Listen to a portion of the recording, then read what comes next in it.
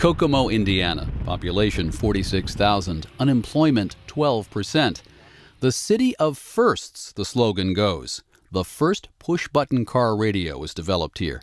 The first inflatable tire, some say even the first automobile. The town's fortunes have long been tied to big factories here belonging to Chrysler and Delphi, a major General Motors supplier. But in recent years, things in Kokomo went from first to worse. Jobs went south, then overseas. Plants closed. Then a national magazine put Kokomo high on its list of fastest dying American cities. The old Chrysler showroom downtown. No more shiny cars on the sales floor. It's now a food pantry for people like Tawana Williams. Her husband has a full-time job, but she still has to stop in for free groceries to make ends meet. How's the economy in this town? I think it's drying up with the big businesses, Chrysler, Delphi, all going under. There's not an economy, there's not enough influx of money. Then Black Friday, April 30th, 2009, when Chrysler announced its bankruptcy. Brian Harlow runs the Chrysler transmission plant in town.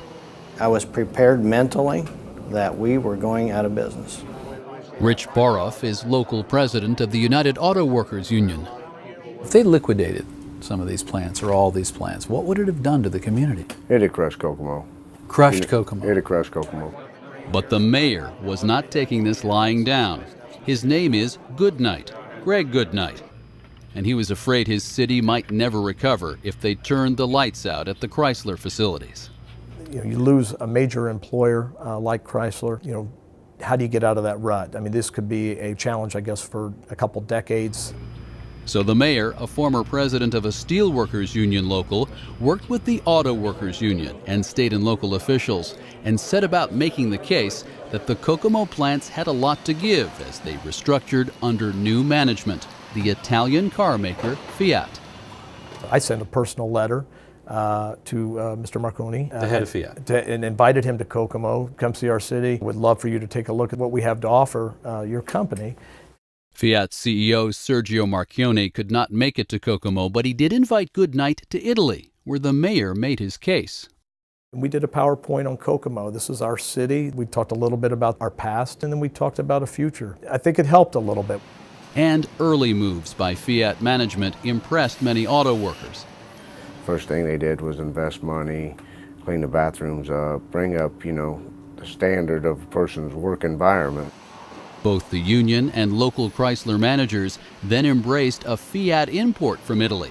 It's called world-class manufacturing, a new way to run factories.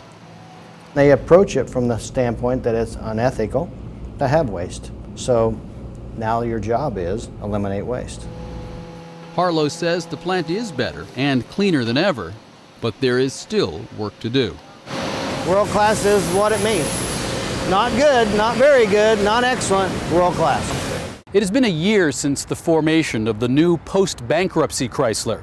And with the first anniversary, there's word of a new lease on life for Kokomo. Some major new investments from Fiat.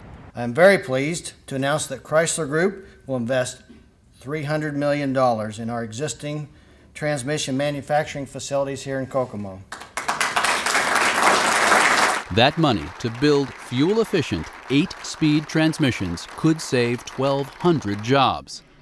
Another $43 million Fiat investment will create about 400 brand-new positions. It's a good day for Mayor Goodnight. My goal is to do our part to expand our economy and diversify our economy, but I think you have to have a base to work from, and this gives us that base.